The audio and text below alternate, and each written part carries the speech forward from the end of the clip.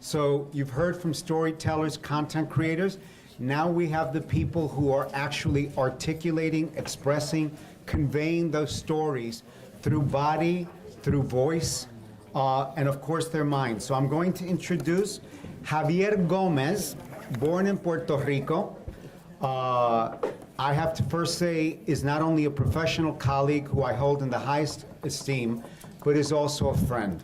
So Javier Gomez is an award-winning journalist and communications director, host of the weekly Spanish language public affairs show, Diálogo Abierto, Open Dialogue, and he is also an actor and producer who just finished a horror film that he was in and serving as a producer. So he does it all, si se puede. I turn over the panel to Javier Gomez.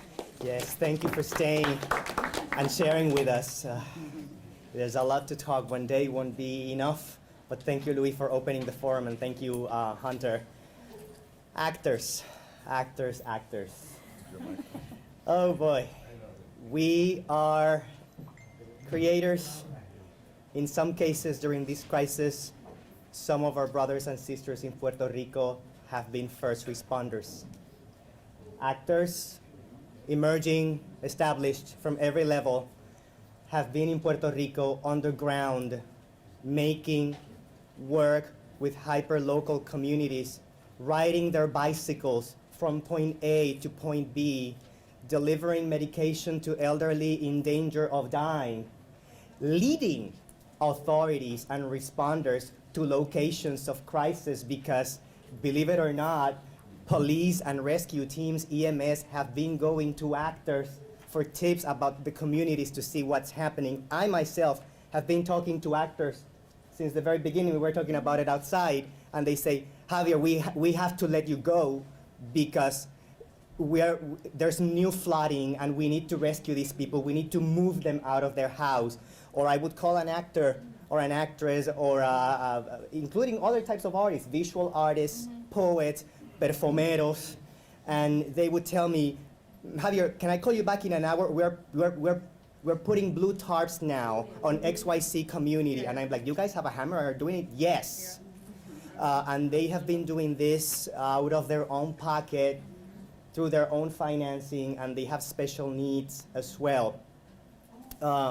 The idea of doing this panel is to talk a little bit about the role of actors during this crisis, and also the role that actors can play, even independent artists and creators, in the rebuilding of Puerto Rico, but not Puerto Rico as we knew it exactly, but a modernized, bigger, better, and brighter Puerto Rico. The hurricane has exposed or brought up a lot of bad stuff and suffering and things that need to be fixed, but it also has awakened in people a sense of resiliency and something very important and very special, an awareness of citizen power, of citizen-driven initiative, decentralization of work. So people are not relying on governments, either island, Commonwealth government, or federal government, but there's been a major awareness about what they call on the island autogestión.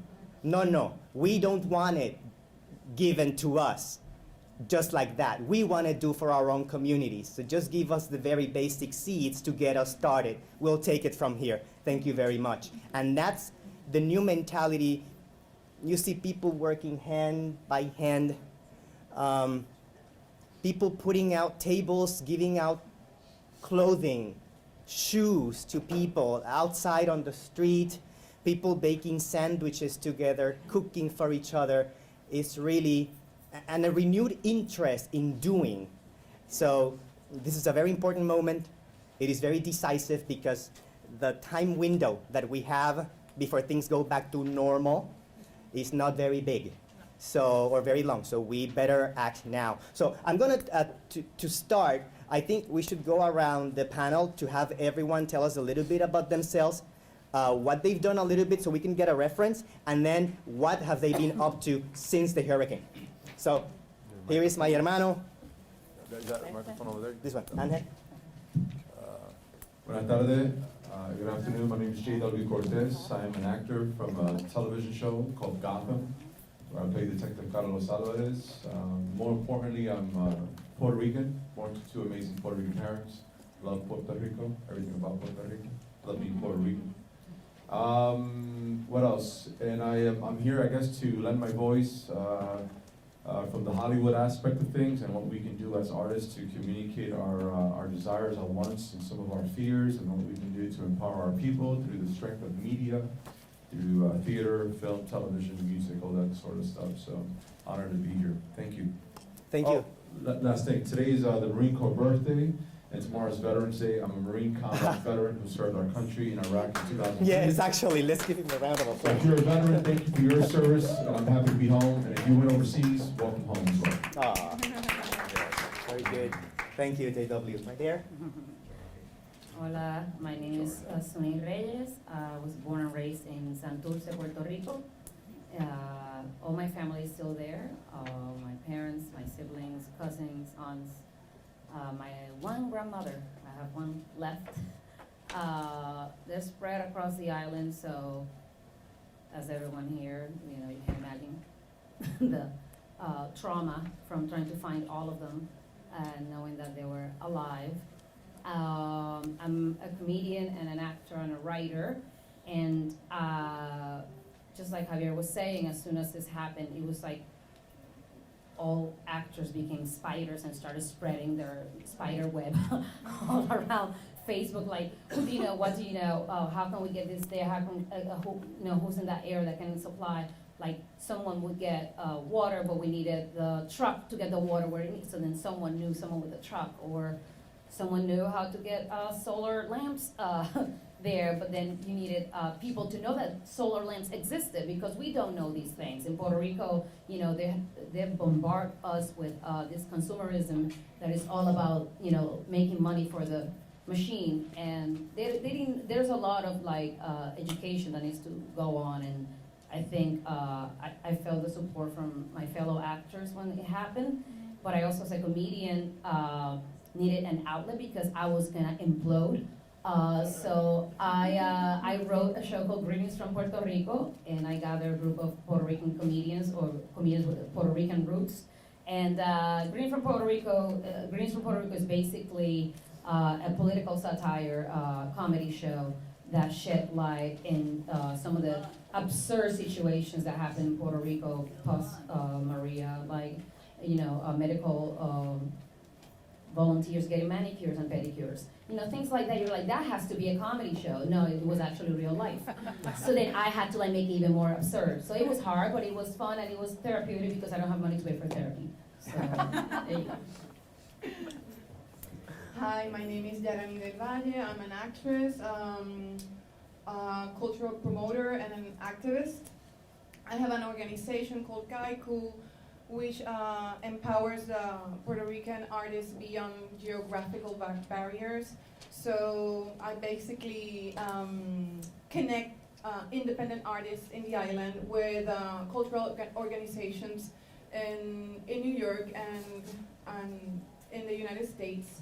And when Maria in Puerto Rico, I just activated the network of community-based organizations who I already have a relationship with, and just asked them in which way I could help. And so it turned out to be a massive collaboration of organizations from the diaspora, helping the organizations, the community-based organizations. And I've been working in understanding more this ecosystem and this alternate social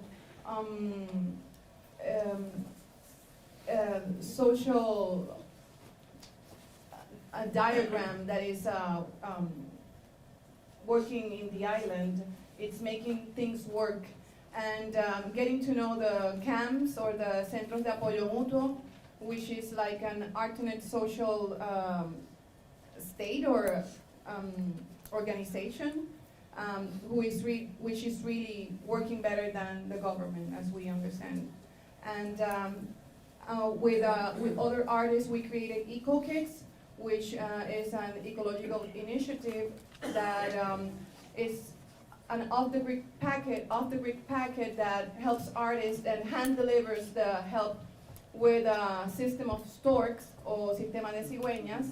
And we have a bank of people and a catalog of people that fly to the island, and we ship stuff in their luggages. So I've been trying to connect with the people and skip the bureaucracy of the government agencies and really get to work. Great, thank you. Thanks, everyone. Something that I wanted to point as we continue, because I want us to have this in mind. Yes, we are actors, producers, creators, Puerto Rican based in New York, Puerto Rican descent based in New York, but we have to consider that this is a little bit of a complicated issue because we have our brother and sister actors in Puerto Rico who has a whole different set of needs at this moment. Let's keep this in mind. The multimedia infrastructure in Puerto Rico, from the performing arts to music to film, at this moment is destroyed, completely destroyed. The main, the PBS affiliate in Puerto Rico, Sistema TV, Channel 40, had to be shut down.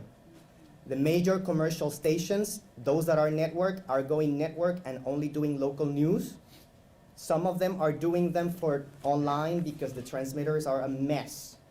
Nuevo Dia, main daily newspaper, massive layoffs last week in the middle of this situation. People, you have now talent showing up at TV stations doing humanitarian work, but they have no clue if their shows are canceled. They have no clue if they're actually hired. So that's a good topic for another panel, how to help them rebuild their infrastructure and how can we help from here to make sure that they will have a sustainable way to continue to create. I have been receiving letters from set designers and actors saying it is at this moment impossible for us to foresee the future and envision that, and that's very concerning and very painful. Of course, I was there earlier this week, and when you walk around, it is. It is completely overwhelming, and it changes you. I'm still not sure how it will change me after seeing what I saw there. We'll bring that into our art and our work eventually, but rebuilding for them. So let's keep them in our minds and our heads, knowing that major work needs to happen there as we discuss our things. So now let's talk about what we as actors, creators, entrepreneurs can do from here. One of the ways, and I think Yara touched on it, it's get involved, activism. And as actors, we have a platform, different levels, and I think we can use it. Anybody, any of you want to abound a little bit on the role of actors as activists during this crisis? I think the key word here, and we were talking about this before, is decentralization. That's how you say it. Because we need to trust the cultural organizations that are over there and understand that they have the capacity to manage any kind of donation or any kind of help that we can give them, and try to get directly to those organizations instead of going through other channels, because then those organizations are going to have to ask for the grant or make the proposal, and it's right now for them telling an artist, yeah, write a proposal to really? They're trying to survive over there. So it's very important to have the information, the direct information of the organizations that you want to help. It's I don't like to say adopt an organization because it sounds like charity, and it's a responsibility. It's not charity. It's our responsibility to do it. And we have there's a lot of organizations doing el trabajo, you know, el trabajo bruto, como se dice allí. So some of them have the 501c3s, some of them don't. It's okay. You can ask our organization to identify their fiscal sponsor, but let them decide which organization I want to, you know, to reach out for. There's a lot of organizations that are doing also health support work or given social kitchens. So they have transformed their daily schedules and routines to serve direct needs in their communities.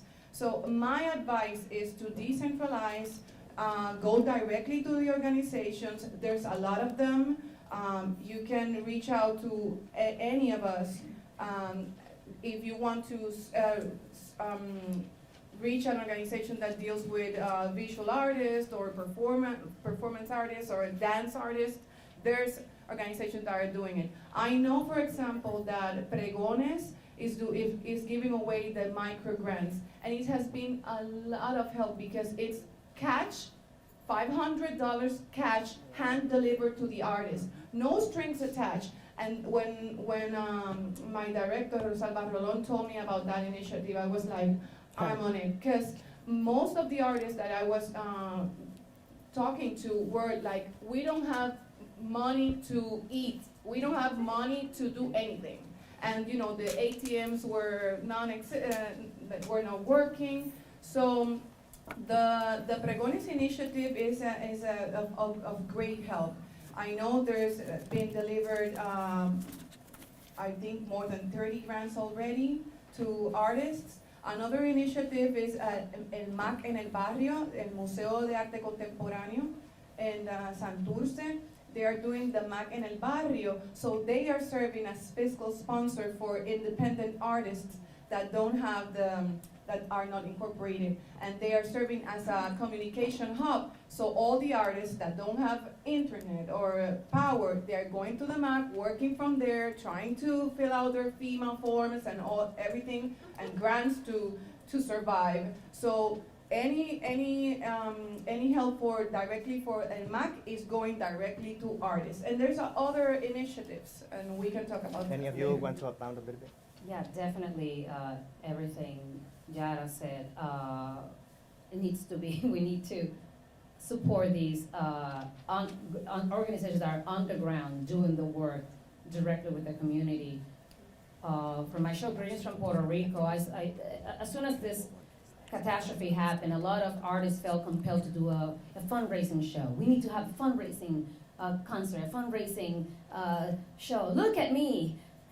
This is for the hurricane people. No, like I didn't want it to do just another fundraising show or like another fundraising concert that was just about look at the artists. I literally did research on about 20 organizations that are in Puerto Rico doing the ground all across the island for different communities, children, pets, the environment, for the elder, just the soup kitchens, how they call it here, but like people that are actually feeding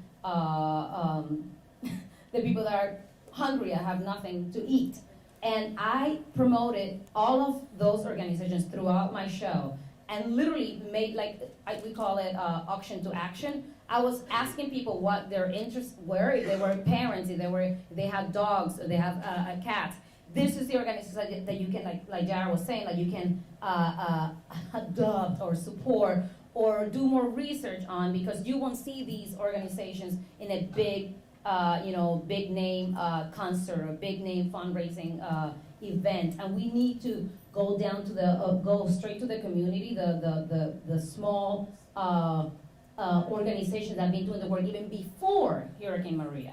Not people that just come in with like, oh, this is my opportunity to make some money right now. No, these people have been working directly with the community even before the hurricane happened. Iniciativa Comunitaria, Taller Salud, Boys and Girls Club. Like, there's so many of them. And I literally I did my research on my own so we can all do it. Just like like you Google search your ex-boyfriend, it's the same system. You just go on Google search, like what organizations helping in Bayamón or Carolina or Ponce, and you'll see, they'll come up and you go to their websites and there's always a donate button, but there's also like just a Hurricane Maria fund that they have. So we can do it because we can all use the internet. I want to make take a brief pause to acknowledge some great artists who are here today, actors, producers, creators, Amneris Morales, people who opened led the path for people like us to be here. Judith Escalona in film, she's made a tremendous mark over there. Angie in the area of education. It's very humbling to we as your pupilos in different way sit here and you listening, because we are part of a little bit of the work that you've done. So thank you. Gracias por estar acá. It's very special. And thanks for the work and your lifetime commitment. I know there's someone related to music in the back. So Soldanela Rivera, a lot of guerreros of the arts. So if I cannot spot fellow bloggers here, so if I miss someone, please apologize, but thank you for being here. Closing the loop on the activism component and the get involved, do your research, get involved. Some of the projects that they've discussed deal with emergency relief. So be aware that just as some artists and actors are doing emergency relief, there's another component now, 2 months into the crisis. We have to start thinking futuro, future.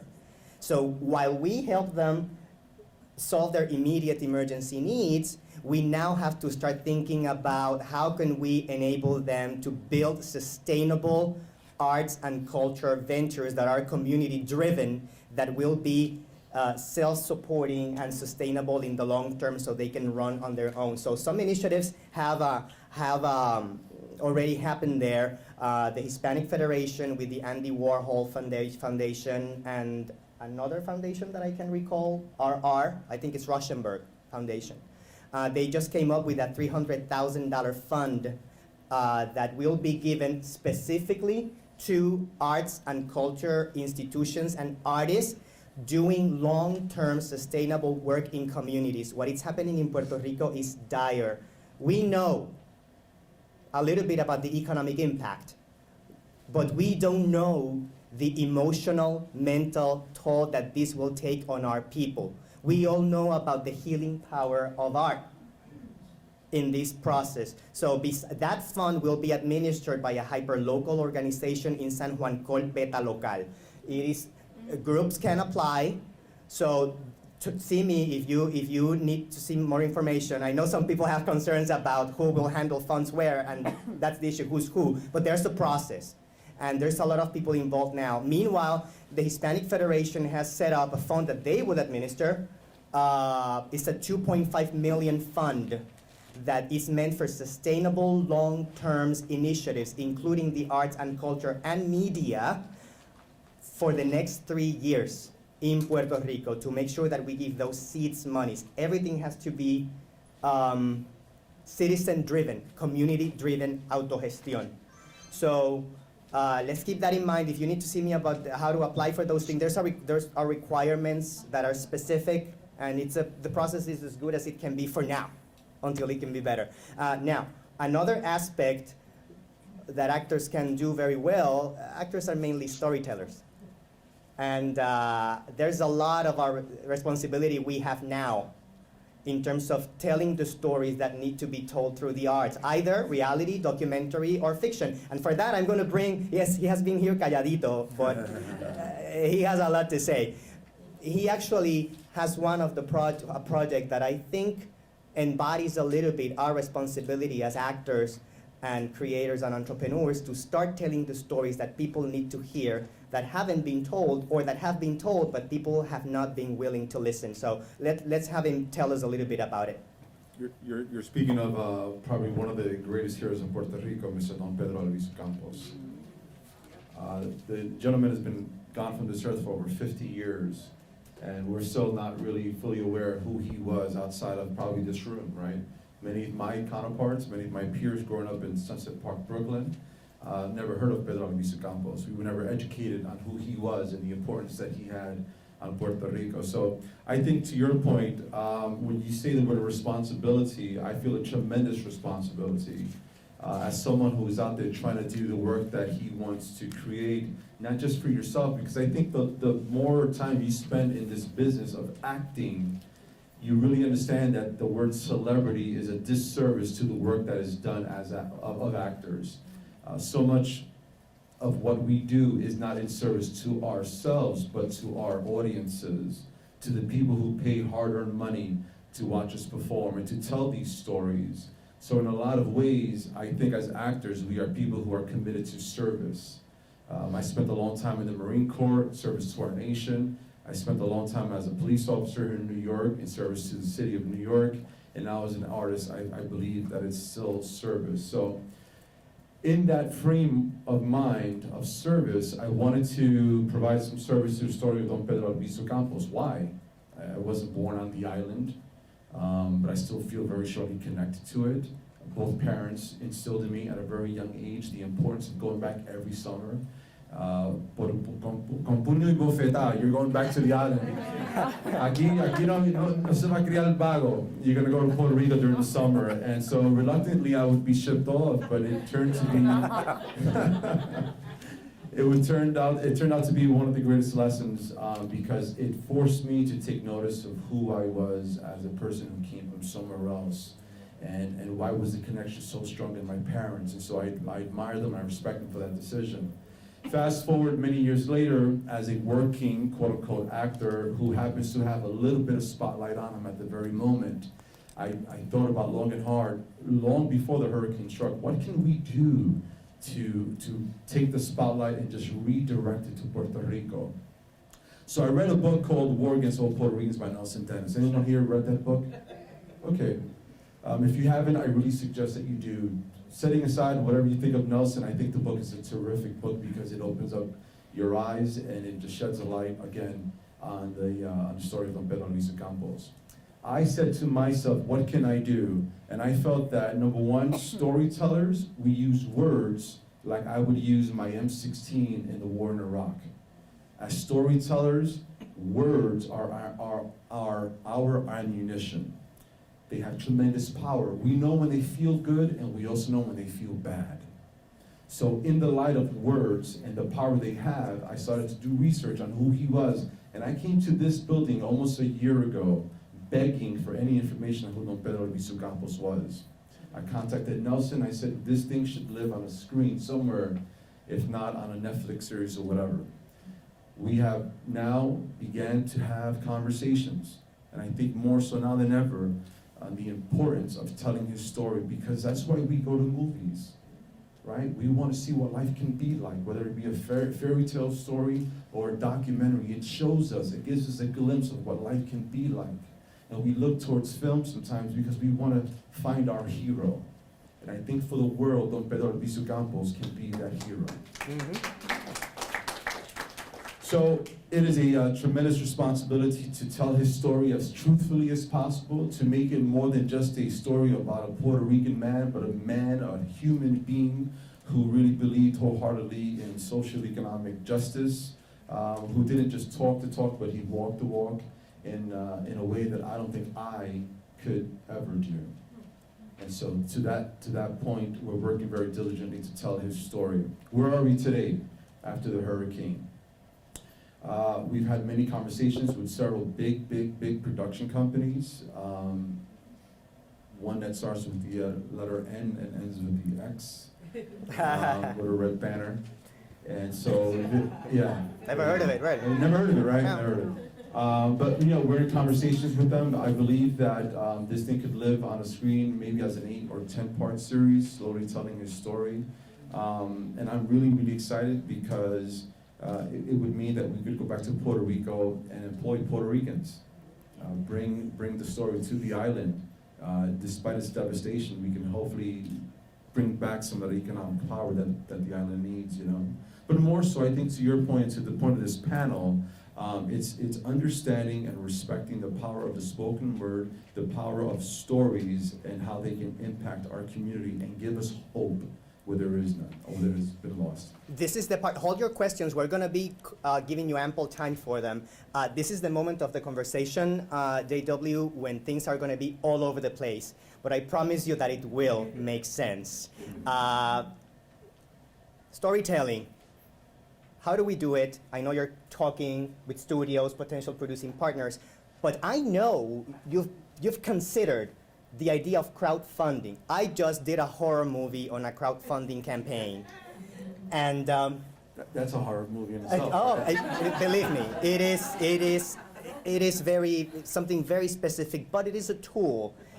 Do you think crowdfunding, if you need it, can be an answer to how to create art these days during esta crisis, to tell our stories? Yeah, absolutely. You know, sometimes I think some of our projects don't require a great deal of money, but what we're hoping is that if you're watching, then now you're informed. I recently had to raise $3,000, for example, because I ran the New York City Marathon on Sunday, and I'm alive. Gracias, Padre Santo. Right? But you know, it was a small amount of money at $3,000, and we could have, you know, probably got that financed somewhere else. But I wanted to spread awareness. And I wanted to let people know that I was running for a charity that helped our severely wounded veterans, people with no legs and arms and that sort of thing. So I think to your point, yeah, can it be useful to raise money? Absolutely. I mean, like being at the agria, but you know, every once in a while we can squeeze out $10, $20, $30 or whatever have you, or even more. And that's a great thing because it helps us to tell our stories. Especially with the rising costs of equipment and all that other stuff. And we also want to feed our actors when they work for us. But more so, I think to that point, it's just we want to inform you that we're working on something that you may have interest in, that you should hopefully feel good in. Because I think we can spend so much money on so much other crap. Every once in a while, we'll find something that goes, man, see, that's what I needed to see. That's what I needed to hear. So I think to your point, social crowdfunding is incredibly powerful if it's used correctly. There's so much garbage out there, but every once in a while, I think the jewels will attract your eye, and that's what we're hoping for. Yeah. For those of you considering crowdfunding, the secret is in the planning, really. So that's a whole different panel. Take note of what other panels we should be doing in the future, crowdfunding being one of those. So from JW's remarks, I can get that as creators, we should be looking into Puerto Rican history on both ends of the Atlantic as sources of ideas, of stories that have to be told and ways to carry a message so we can raise awareness. So history and reality, one source for creativity, even if you have to take some license here and there, but also that brings me to looking also to another source of inspiration and creation, and that is our experiencia, our own experience. So these two ladies have a lot to say about that, I think. Our experience As Puerto Ricanos, what you've experienced, using your life experience to create original new projects, like you just did with your series. Yeah. Again, guys, I told you I needed therapy. Yes, like, I mean, as a comedian writer, I pull from everything that happens in my life that affects me personally, emotionally, socially, and culturally. For Greens from Puerto Rico was definitely born from that frustration of seeing of people wanting to help but not knowing how they could help, of people just an ay bendito but not really knowing what caused the ay bendito, like what happened politically that caused this situation. And we're not taught, you know, Puerto Rican history is just taínos, africanos y españoles, and you're done. But we don't really know how we as a country, as an island, became like who we are today. And I had one of the sketches I had was an abusive relationship of a man and a mistress, and she was fed up because she didn't feel like the relationship was fair. And he kept being like, well, baby, I'm here, what else do you want? You got access to my house, you can come whenever you want. but your house is a piece of shit right now. Like I don't want to be in your house anymore because I don't feel welcome. I don't feel like my voice is being heard. And it's things like that that I feel like, since we were not taught these things in school, and you have to come from our own like inquiry to like find this information. I wanted to use like comedy to put like a little seed in people's head, like, wait, is it really that bad? Oh, yes, it is that bad. Yes, we've been abused. Yes, we've been taken advantage of. Yes, it needs to stop. It needs to stop. It either put a ring on it or just let me be free. You know what I mean? Because you can't go anywhere. Like one side of that relationship is always going to be suffering. It happens to be Puerto Rico all the time.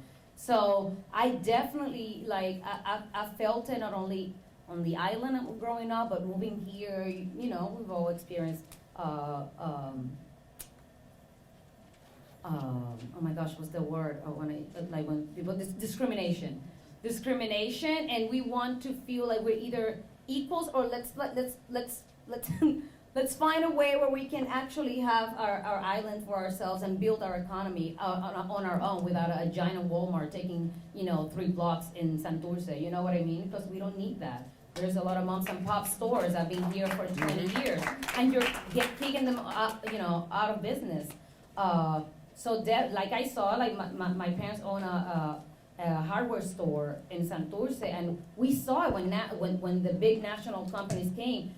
It was like, oh my God, this is it. Like there's no, and that's how we put food on our table. Like it wasn't even, it was literally surviving or going hungry, and that was it. Like no food. So I've always been like, why is this allowed? Why are we allowing all of these big corporations to take over our island? Why are we not supporting mom and pop's businesses? Why the own government in Puerto Rico implements laws like el CRIM mueble, una ley en Puerto Rico. It doesn't allow small businesses to have enough supplies in their warehouse, like just almacenada. You're not, which is why so many people were going hungry in Puerto Rico, and there were no battery Ds, and there were no water, because they didn't have any storage, because they were not allowed to storage anything. So, but we don't know these things, because no one tells us these things, and and they make sure that the media also don't get a hold of all these laws that they come up with. So I use all of that like political information and try to channel it through sketch comedy or stand-up comedy, and hopefully it's a painful laugh, but one that will make you think. I think all that specificity of experience that we've all shared together collectively is what makes stories unique, that cannot be told in any other way than what we bring. Taking Suni's example, that doesn't mean that we're going to go now make a movie about storage in small businesses. But we can create, right, no, I don't think that movie is going to work. But we can bring it as an experience, as a setting. For example, I don't know if you remember the play Vieques about 10, 15 years ago at Repertorio Español.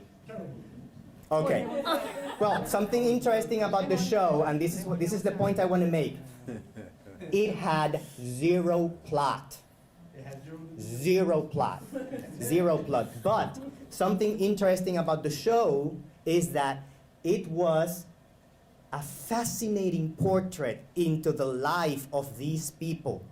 There was nothing happening there, but you heard them talk about cancer. You heard them talk about fumigation with malathion while children were walking. Oh my God, go do that thing because the bombing is going to start. So it wasn't about bombing. It wasn't about making a statement. It was about showing life as it is impacted by something. There are many ways to tell a story. And yes, we can do that movie about storage in small businesses, but also we can do a movie about a family struggling in a small business, and the action just happens to take place there. Now, this before we open up to questions, because I know some of you are dying to jump in. Chris, ¿dónde está Chris? This is, I want to cover something else before we go to questions. This is Sponsor. Ese no funciona. It's Déjame very low. Oh, Is there it? is light. Oh. You turn it on. This panel is co-presented by Prime Latino Media and Hunter, and Prime Latino Media is about empowering independent artists and multimedia creators. So before we open up to Q&A, I'm sorry I'm rushing you. This is like your boot camp introduction to arts and cultural issues as those relate to actors. Let's take a few moments to reflect a little bit on the challenges that we as creators, as artists, face in order to create art. So if one of you can talk about that, and the importance of collaborations in getting our art done in the futuro. So this is for all you three. She hasn't spoken. Wow. Challenges. There you go. Come on. For independent artists, I think the most crucial challenge is the economical one, because if you're an independent artist and you don't have the platform of the huge huge corporation, how do you survive? It's like a small business surviving in front of a Walmart. It's like that. I think the challenge is for governmental entities or for other entities that support art to trust the artists and their work, that they know how to do it, they know why they are doing it, and you don't have to be questioning why you are doing it and how you are going to do it. We just know how to do it. So I think we are challenged every day. We're trying to prove to somebody else or some entity our work. I understand that there's grants and stuff you need to do and hand in before you do produce something. But there's a lot of distrust in the independent artist world. I don't know. Maybe huge entities think that we can handle it. But I think there's another issue there, and I think the issue is that independent artists are political, and almost always. And in a situation like we're living, we cannot separate. And this is a very personal, ¿cómo se dice? Opinion. We need to be political right now. Saying that, let's separate the political issues with cultural issues. Culture is political. If you don't know it, we've been resisting for 119 years the voracious process of colonization. And the way Puerto Rico is resisting is with its culture. That's how we've been resisting for 119 years. That's why we don't speak English in the island. That's why you go to the island and we are an experiment. And people, sometimes they go to Puerto Rico and they say, but aren't you a colony, or aren't you part of the United States? This doesn't feel like the United States. Yes, because we've been resisting for 119 years.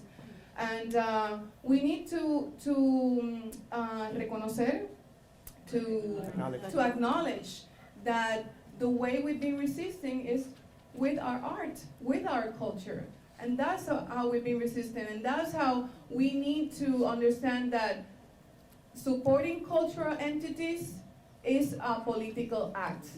And that's, I think, how I at least me, I see things.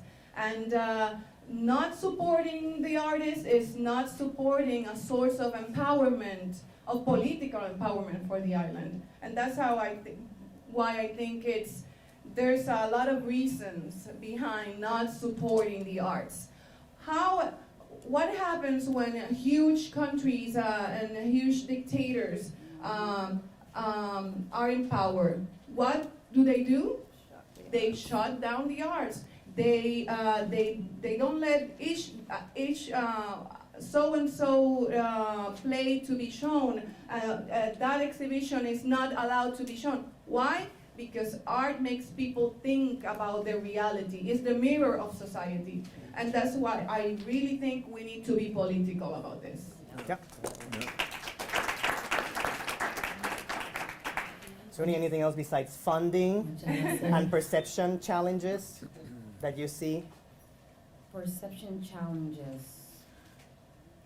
I mean, it's what Jara said, like there's, we don't have no other option but to be political. Like my social media went from like, come see my show to like, fuck, Puerto Rico is dying, we need to help right now. Like it was literally, like there was like, guys, I'm so sorry, I'm not doing a lot of shows. No, it was literally like, no, this is like all hands on deck. We need to go, it's wartime, like we need to do this. I mean, I've never been to war, but like, It's okay. but I'm just like, I cannot detach one thing from another. Like, yes, my creative side is there, but as soon as I see, like the law that they came up with 24 hours ago that they're trying to pass in Congress, that is going to add a 20% tax on all imports from the United States, from Puerto Rico to the United States and vice versa. That's a thing that they're trying to pass right now as part of the tax breaks that they're trying to do for all the CEOs and corporations. And it's going to affect Puerto Rico because we're US citizens, but we're a foreign territory. So that tax affects Puerto Rico as if Puerto Rico was Venezuela or if it was any other foreign country. But we are US citizens. So things like that I'm like, okay, here I'm writing a show, a solo show right now, and I'm like, well, this thing is happening. So my perception while I'm writing my show, which is going to be I need to still be like, this thing is happening right here, everyone pay attention. So that's where I'm at, and I think we're going to be for a long time because they're rebuilding. It's going to take a long time because we were already collapsing with a 7 billion debt.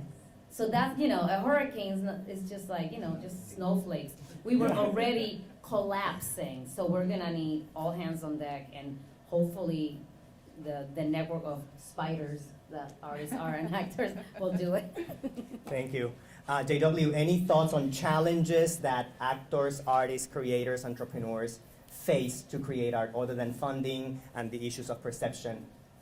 For me, I sound like a broken record. For me, it's always been about getting the next batch of actors, singers, songwriters, writers, producers, directors, to understand the importance of learning your craft, right? So that when you're in those other rooms and they think that you're not prepared, they think you haven't trained, that you're not ready to take on those bigger challenges, you can say, I am prepared, I have trained, I am. So because then what's your next excuse, right? Steve Martin said it best. He says, be so good they can't say no to you, right? Meet there.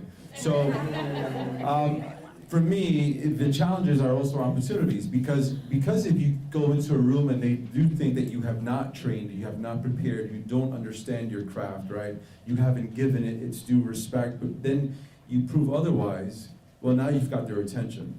Now, if you're going to listen to me for these next 2 minutes, what can I say, and how do I maximize the opportunity? So I always tell young people, you kind of have to work a little bit harder to make sure you're just as prepared, if not more. And then when you do, you punch them right in the throat, right in the throat. So they take notice, right? You go to war, as you say, right? And so for me, what does that mean? How do I interpret that for my own sake? Number one, I am working every once in a while on Gotham. I'm one of the few Boricuas on that show. But I think Detective Alvarez should have a wife, right? And so I tell all these young, beautiful Latina actresses, coño, study, man. Para casarnos. But it's an opportunity. It's an opportunity for me to showcase to them, the producers and the writers of all the shows that we get to work on, that we are a viable force. We are just as talented, sometimes even more. We have something to say. We understand the importance of our craft, and you should employ me as well as other Latino actors and actresses. So I think the frustrations are always going to be there, but there are solutions. There are opportunities. There are ways to get around things. And I think it's just really hard work, being smart and sharing our stories and empowering the next generation of artists to do the same thing. and have that level, demystifying the illusion that it's Hollywood, it's unreachable. That's all a bunch of BS. It's all possible. Thank you, JW. David Galarza has the microphone. David? David Galarza has the microphone. Yes, before we go into the Q&A, one quick comment on the challenges ahead. Training, he mentioned an opportunity, very important, and it relates to the Prime Latino Media agenda. Development of work. We have to make sure, JW said it, Hollywood is not inaccessible. We can create it, but it has to be good. And sometimes we just want to get it out, we want to get it fast. Sometimes writing a musical play takes 7, 8, 9, 10 years. So let's give our projects all the love and all the time and all the space that they need. Let's consult, let's develop.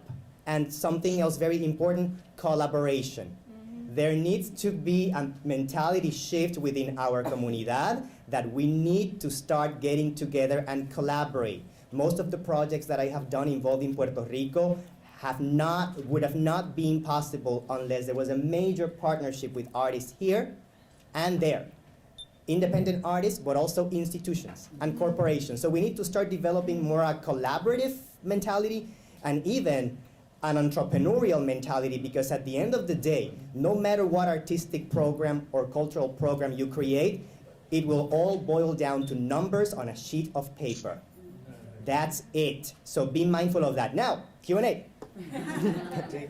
Dave Galarza, great friend and great activist. Thank you, Javier. Thank you to all the panelists. It's been very informative, obviously. I like what Yara said, two things specifically about giving directly to organizations on the ground in Puerto Rico, because even FEMA is giving people supposedly 2 months to fill out paperwork when nobody has access to internet, for instance.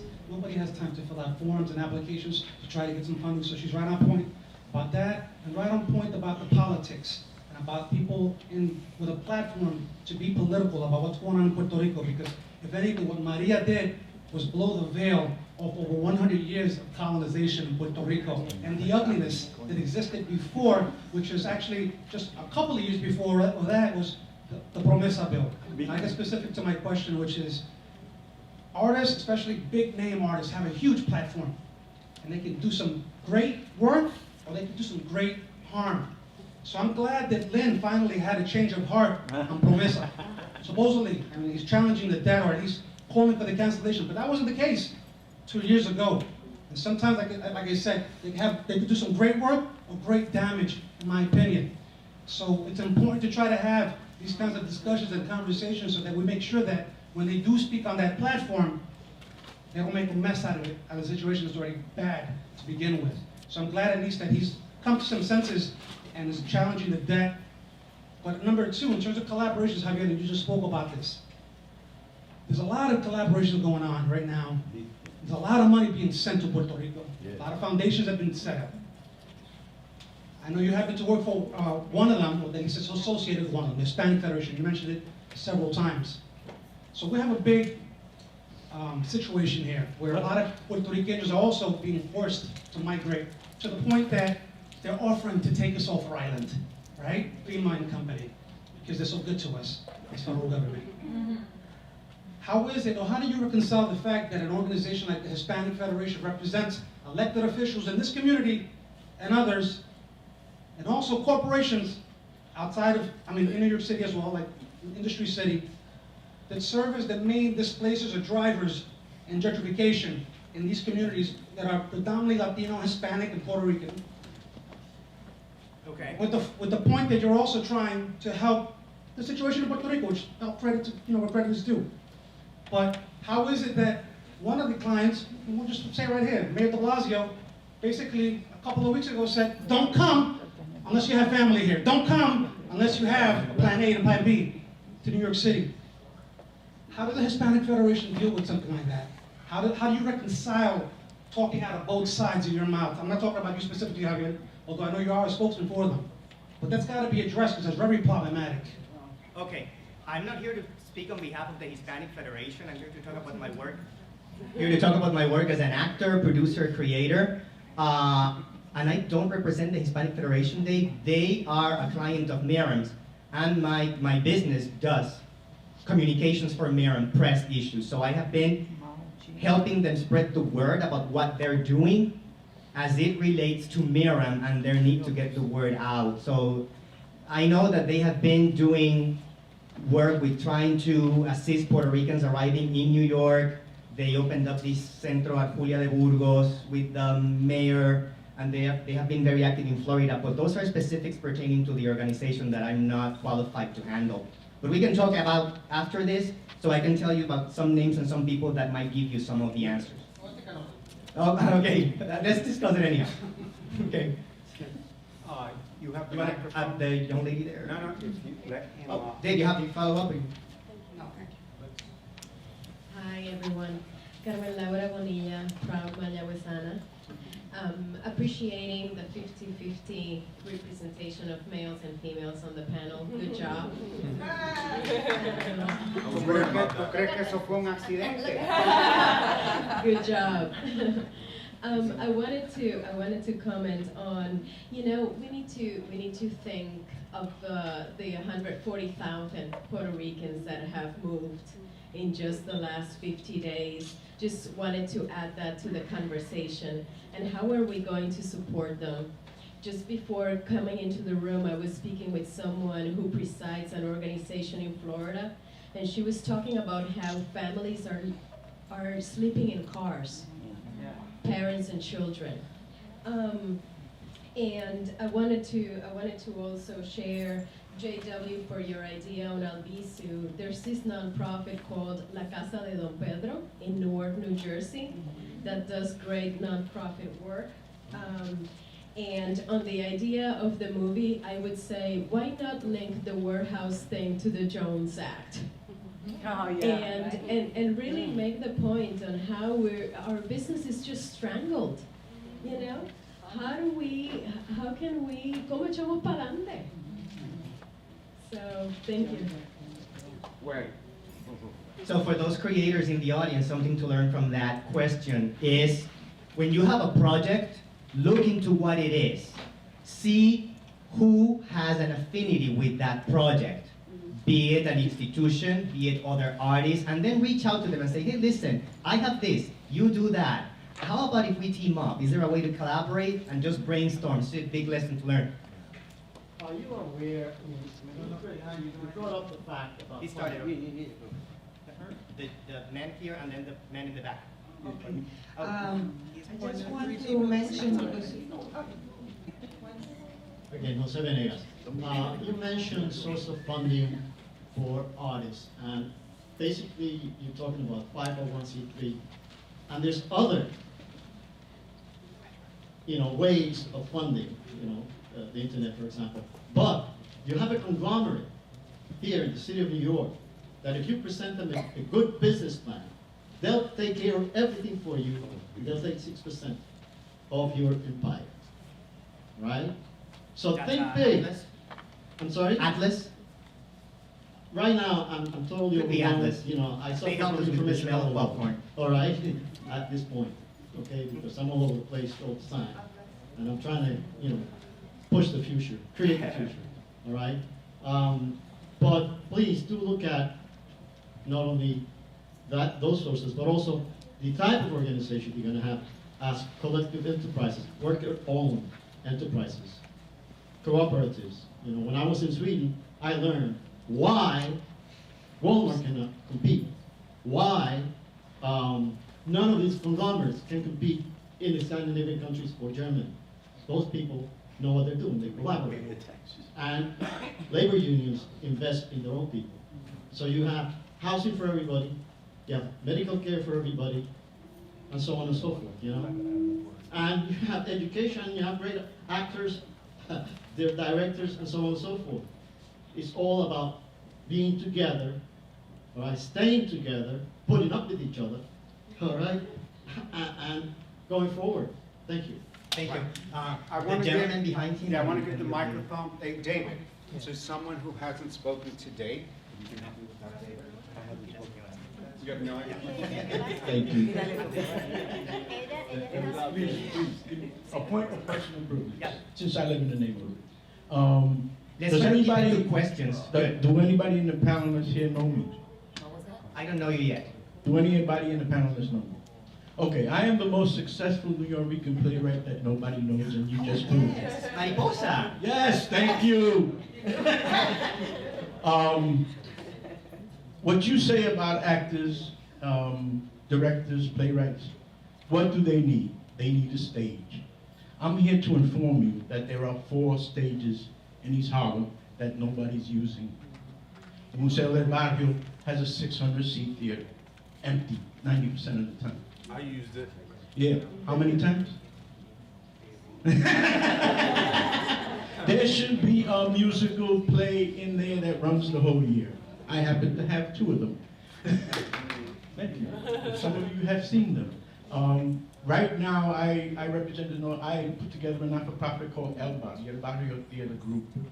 And we've been going around the neighborhood showcasing the theaters that we have with La Mariposa.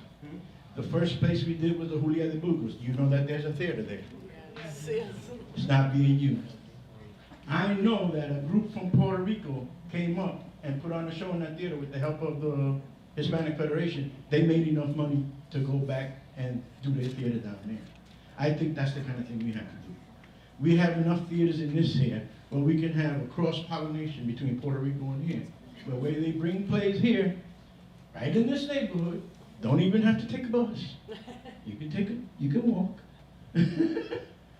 And that's how you develop theater. Your point. We have a 100-seat theater on 108th Street. Perfect for showcase productions. That's how you develop your actor wings in those little showcase productions where you learn how to actually be an actor. I love the fact that you knew Vieques. Vieques was the #1 prize winner. My play was #3. Not that I was mad. Many years ago. Yes. The play that didn't win was called the San Juan Shakespeare Company.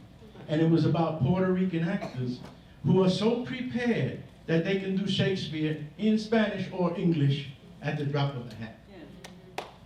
And I'll tell you, you haven't lived until you heard tomorrow and tomorrow and tomorrow in Spanish.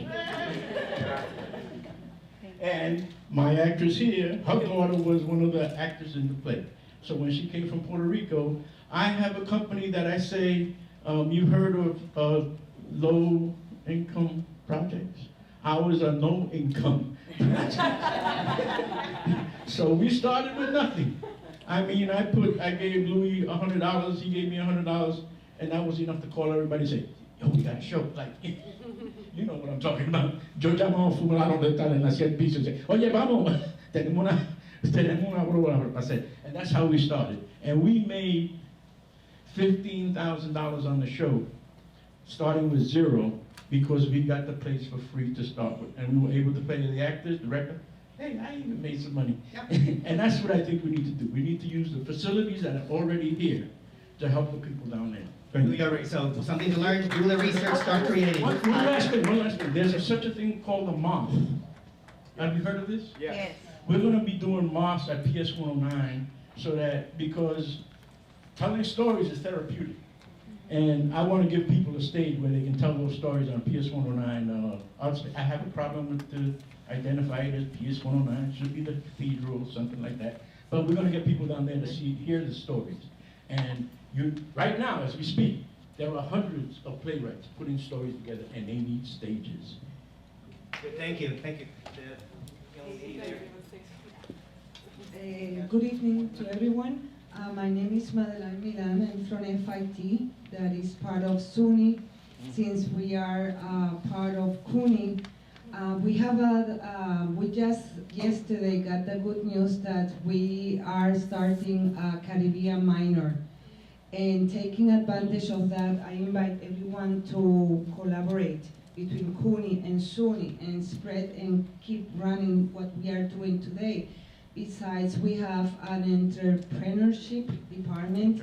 So how about if we bring our ideas to them, because this is gonna take years, and maybe put something to work in terms of business. Okay, that's my idea. Thank you. Anyone has a question related for us as actors, creators, entrepreneurs? Let's start with those. Do you want to start with there and then we go?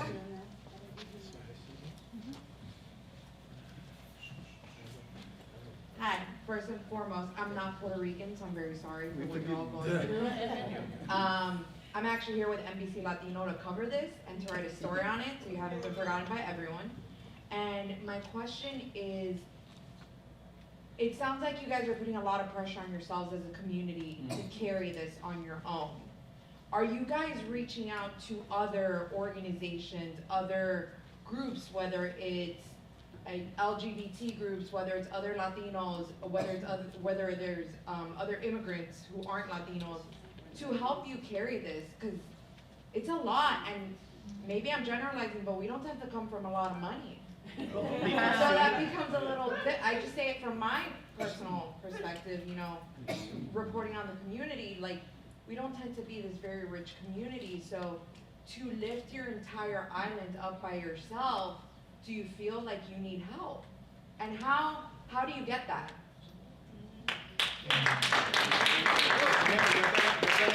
You're gonna get an actor's response.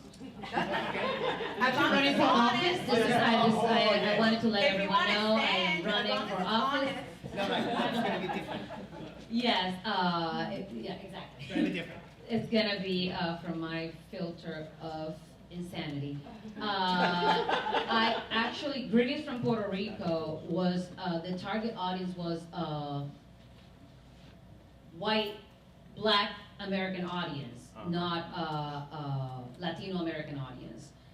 We got a theater in Midtown that literally is mainly for a nerdy audience that loves comedy, which is usually white people. And these people, they want to help, and I wanted to take the opportunity, being a Puerto Rican and knowing this information could be could use some political satire to be able for them to digest this and to not be like, you are the master. You know what I mean? Like, I wanted to make sure that they could digest this information. And I used Greens from Puerto Rico as, like, specifically, I didn't do it in pregones, or I didn't do it like a Latino theater, because I know it's already so much on us. And we obviously we have no money as independent artists. Well, there's some people that are related to Netflix, but we're but like there's no money in here. We're literally doing this as the storytellers, as teachers, trying to teach the audience, plant a seed that they could hopefully then go out into their communities and spread the word. And I had people after the show come to me, oh my God, I had no idea that Puerto Rico had a gag law that they were not allowed to like own a Puerto Rican flag. They were not allowed to talk about Puerto Rico as an independent country, say one word against the US. People, like American people don't know these things. We barely know it because we had to like, again, Google it, like we Google ex-boyfriends. But the American audience they need to know these things. So I'm using my platform as a comedian in mainly a circle of theaters that are mainly white or just American, not Latin American. And they're hungry for it. And we're doing it more like I'm doing it Greens from Puerto Rico, Holiday Edition. Check me out on Facebook and Twitter. And I'm doing it again because they don't know. And we can put some parranda in there and coquito, but also like, here, call Congress because we can't allow Paul Ryan to keep like squeezing whatever is left of our orange. You know what I mean? So I'm trying, and I totally get, like, it's so much. Like, we haven't slept. Have you slept? I haven't. And I used literally the little bit I had to just buy everything from my own money and send. I sent like 5 boxes all on my own called Paz para la Mujer. That was one of the organizations I found online, and I was like, well, you guys, I literally just called on the phone the lady that runs. She's like, we need things, medicine for the kids, and I did a whole like medicine for the kids at CVS and sent it. So it's like we want to help, but we definitely have to reach out, like you're saying, to other communities so they can help us. They probably have more money than us. One of the things, to your point, that I think of is sometimes we're so prideful and we are capable, but I'll give you a perfect example. When I fought in the war in Iraq, and we buried our brothers and sisters, en la misma caja va el rico como el pobre, as we say, right? At the end of the day, it's like that meme that we see of like 5 skeletons, and the meme asks you to point out the black one, the white one, the Hispanic one, or whatever. You know, I think what I'm trying to get at is it's a human, urgent, it's a call for humanity. And I think the more that we can extend that messaging to other human beings and say that these are fellow human beings that need our help, I think then there's a bit more of a connective tissue that they'll feel more inclined to say, okay, I can relate to that. Sometimes some of my fellow colleagues on the show, they're not really 100% sure what's happening, and Puerto Rico, where is that, and do you speak Puerto Rican? Swear to God, these are like, and they're really sincere, but they're uneducated. And so when I give examples of stories of human beings who are suffering on a more human level, on a more desperate, level of water and food and children and human beings sleeping in cars with their wives and kids, when I give them those stories and then I place the geographical location at the end of it, they go, wow, that I need to get behind that. I need to get behind that. So I think, to your point, if we talk about fellow LGBTQ communities, fellow veteran communities, artistic communities, and then add the geographical, locations at the end of those things, we may attract more people who want to help out in that way. So I think that's a really great question. Yeah, I totally get your point, and going towards the political side of it, I think the more we reach to other sectors and bring them as allies and make them reflect about the atrocities of colonization, because Puerto Rico is not the only country who's been colonized.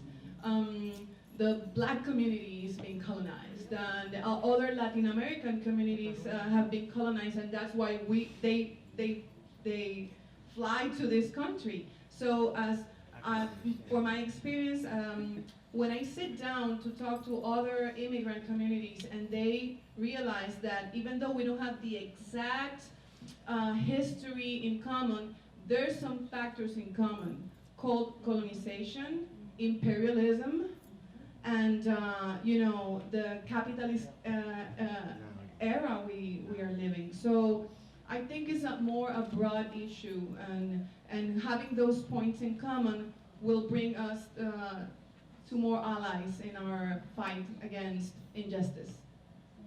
I wanted to expand on Yara's point. You mentioned you guys feel like you're trying to do it alone, because it seems like you're trying to do it alone. Remember that we're sitting in this panel as actors, creators, entrepreneurs. So what we're doing in this panel is that we are embracing our role within who we are and within what we do. Do we feel like we're doing it alone? Yes. Are we undertaking it alone? No. Everyone has a role here. Teachers, nurses, doctors, electricity repair people. But part of the job is being done and has to be done by artists, creators, multimedia makers. So those of us who are in this position have a key role, because we need to heal. Rebuilding the infrastructure is one thing, but rebuilding human infrastructure is essential for the long term, and that's where artists and cultural workers and cultural educators come in. So we're just owning up to what we feel is our call of duty at this moment, and everyone has their own, so alone we're not. It's just that we see it through the microscope of artists, and sometimes the impact might not seem big, but you touch one person here, one person there, and they go out into the world, they keep touching others, and you'll see the difference. I think we're told that we have to go, but we can continue the conversation along the hallway. And then it's other Thank you for joining us.